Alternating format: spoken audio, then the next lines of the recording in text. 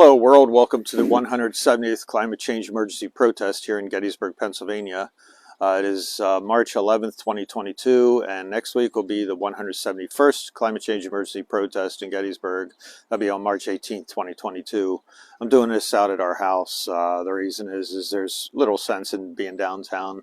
People are all wrapped up about the Ukraine-Russian war going on, and they don't see what's going on, and you just catch a lot of flack from everyone, and they're really not seeing. So I have to wait for events to happen climate-wise until people start realizing we're in a very serious situation.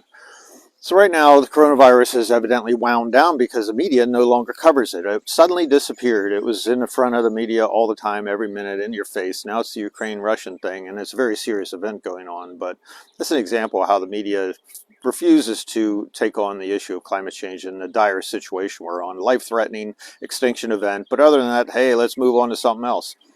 So meanwhile, while the war is going on and coronavirus is still going on, climate change does not stop. It has not stopped. It doesn't stop for wars, doesn't stop for pandemics. Examples of this is in Eastern Australia, they're having major floods. 2 million people in Madagascar, or off the coast of Africa, the island of Madagascar, are in food jeopardy, starving to death, and they're in severe drought right there. Again, it's a persistent drought that keeps going on. You've had major floods in Argentina, Uruguay, and this is just in the last few days. Ecuador, Colombia, Brazil, Haiti, Dominican Republic, Malaysia, and Myanmar have had major floods. Dust storms in Paraguay, you can only have that if there's a drought going on, which there is. Major fires in South Korea, believe it or not. Let's see, Panama, Mexico, Florida Panhandle. You've had a major tornado in Iowa in the United States, volcano erupting in Guatemala. Drought in the USA. If you go on the USA Drought Monitor, you can get an eyeful as to how bad the drought is and check on every Thursday to see where it is. Lake Mead in the United States, which is the Hoover Dam area, is close to the lowest level ever. And this is going into spring, and it's already low. So it's a big time issue, and there's going to be water shortages and water restrictions coming soon for that area, I would think, I would hope. So many things are going wrong. Very few things are going right. And I'll point out some of the things that are going wrong. And we have a lack of leadership throughout the world, and especially in the United States, concerning climate change. We're in danger of permafrost loss. It has started already, the thawing of the permafrost, or melting, however you want to call it. The permafrost has over 2 times the amount of carbon in the soil as there is in the atmosphere. So if that starts going into the atmosphere, we're going to exponentially go in a cataclysmic situation as far as the climate goes.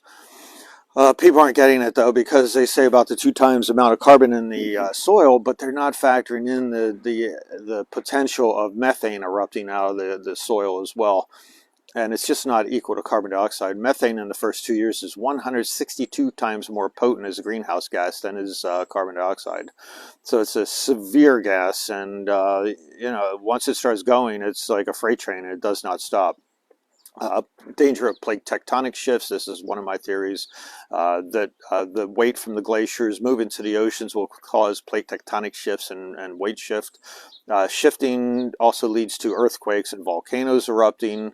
You got a dying ocean with over 400 dead zones already. The risk of that is hydrogen sulfide erupting out of there and oozing out of the oceans, and that is lethal for mammals. Lizards don't seem to mind it all that much, but hydrogen sulfide, due to hypoxia of the oceans, lack of oxygen, dying things in the ocean can lead to hydrogen sulfide coming out of the oceans. You have melting glaciers going on, and with the melting glaciers, you get ice shelves that are being lifted up and broken down. So you got melting glaciers, you get thermal expansion of the oceans, and those ice shelves that were at sea level now are a couple inches below sea level, and now they get lifted up by the oceans, and that will cause breaking apart of the ice shelves. Also leads to the melting leads to wave action. You get wave action going in the Arctic Ocean, and all of a sudden what little ice is left soon breaks up quickly. In the Arctic, they experienced rain up in Greenland at the highest elevation in Greenland, not snow. With rain, you get even more melt. So it's feedback loops going on with that. This summer should be the taiga fires again erupting in the tundra area that ring the Arctic Circle area and just below as far as forest there. You have warmer rivers that, especially in Russia, that will drain into the Arctic Ocean, which heats up the Arctic Ocean even more and has a potential of thawing out even more methane out of the soil and the methane clathrates below the ocean on the sea floor. This summer should be the summer of fire for the United States. If you go to USA Drought Monitor, you'll see the United States is now, much of the United States is now in some form of drought. Yeah, it'll rain and then it'll go away, but there's the snow cover is lacking and is not a slow drip into the soils, and the snowpack is not deep at all. Here, there's no snow, and there should be snow. We should be thinking in March, early March, that my God, winter will never end. And now we're looking at spring. However, tomorrow it's going to rain. It's going to snow 2 inches. So today it's going to be 60 degrees. Tomorrow the high is 37, and it's going to snow 2 inches. And then 3 days later, it's going to be back up to 60 degrees again. So you get these topsy-turvy things going on where the jet stream has just totally failed and is shredded and goes all over the place. So again, this is going to be the summer of fire in the United States unless things change with as far as drought situation goes. So you got Bolsonaro down in Brazil.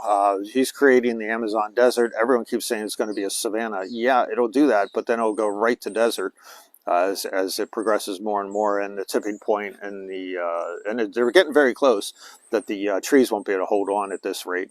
And Bolsonaro has created more with his policies of cutting down the forests. There's more CO2 last year, I think it was, or the year before, being emitted than the United States and China combined.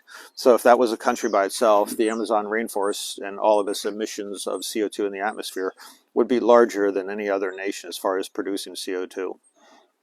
Another thing is there's a 10 to 30 year delay between temperature or CO2 levels and temperatures catching up. So right now we're living in the year 2010 because if there's a 10-year delay. If there's a 30-year delay, then we're living in the year 1990. And this is before the event of China, all their coal production and iPhones and junk production that they're sending around the world. So the potential for temperature gain, the temperature is not nearly caught up to the CO2 levels at all. So you get a loss of albedo in the North and South Pole as the melting snow occurs and ice. Also moulins occur, which is poolings of water, and then they tunnel down in through the glaciers. Your risk of flooding with everything going on as far as water vapor in the atmosphere. The last time carbon dioxide was near this level, and it was only at 350 to 400 parts per million, temperatures were 3 degrees higher, oceans were 130 feet higher. So are you getting a theme here? We're locked into 3 degrees, and we got a real serious problem developing, and our leaders are doing absolutely nothing, in fact doing the other way, which is more fracking, more oil drilling. West Antarctica has 130 volcanoes in it, just in West Antarctica by itself. They don't even know how many are in Antarctica by as well as far as the whole area goes.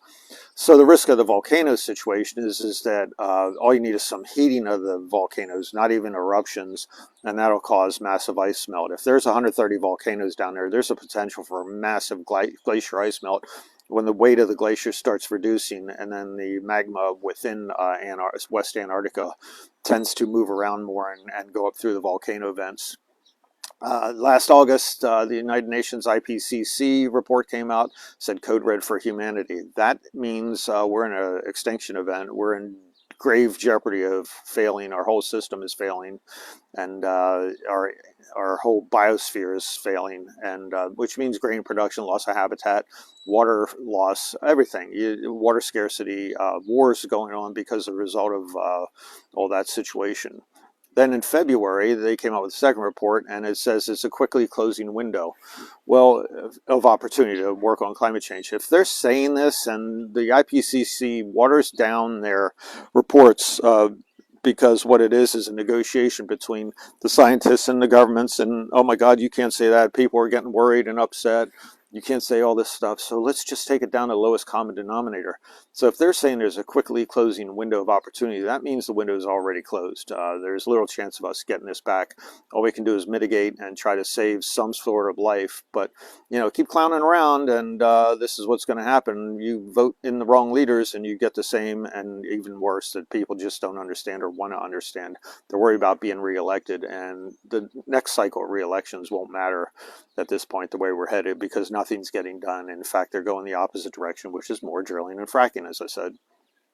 So the danger is feedback loops. Once you get the feedback loops getting to a certain point where there's a tipping event, you get runaway heating, and we cannot affect anything at that point. It's a train that's already colliding into a wall, and there's little you can do. All you can do is buckle up and just hope you survive. So the question is what to do. What can you do? What can we do? What can we do? Well, the main thing is do protests. And yeah, right now there are popular protests that have gone on in the last 2 years, 3 years by itself, or 4 years. And what happens is people quit. They do their protests and quit. An example of this is, locally they had 2 buses go down to Washington, D.C. when Trump first came in office. It was a pink hat brigade. Everyone was upset about Trump getting in and protesting them and everything like that. Then you had the Me Too movement. Then you had the Support France movement with their bombings and things going on there. Then you had the Support LGBTQ movement. Then you had the Black Lives Matter movement. Then you had the Ukraine protests last week here locally. Great worthy causes and everything, but you stop. You don't continue on. You don't do it weekly or daily. Do you think the Ukrainian issue has stopped? No. But will people protest next week? No. Because why? One and done seems to be the thing. We're like goldfish. We can't focus and we can't continue on. We can't persist with things. Great causes, but where is everyone? They just stop protesting altogether, and that's not how you get things done. Because the politicians know, yeah, it's very upsetting that they're doing this, and maybe we need to do something. And then the other politicians go, no, just hang in there. Americans will quit. People around the world will quit. They'll make it a big issue, and then they'll move on to the next thing, the next big issue. They can't focus on one thing and stick to it. One and done does not do it. Two and done does not do it. Constant weekly protests are needed for whatever event you're doing. And walking away from it after a week and patting yourself on the back is not the way to get things done. Protests need to be either, total group protests, as they had in town here, or with the problem not going away is continual individual protests. You could do it on your own, like these things that I keep doing every week. It doesn't maybe make a difference. Maybe someone lights a fire and that one person is the new Greta Thunberg. Who knows? For the United States and around the world, though, there are no climate change protests going on. Everyone's focused on other issues and surviving and being upset, or the Ukraine issue or whatever. Climate change has not gone away. This is the biggest event in human history. This will be the biggest event in human history for whatever little is left of human history. The risk that we're running is a loss of habitat, food, shelter, and water shortages. In the United States and around the world, and this is a military thing, 66% of military bases are in some sort of trouble due to climate change. Oil dependence, there are no alternatives being suggested in spite of this Ukraine issue.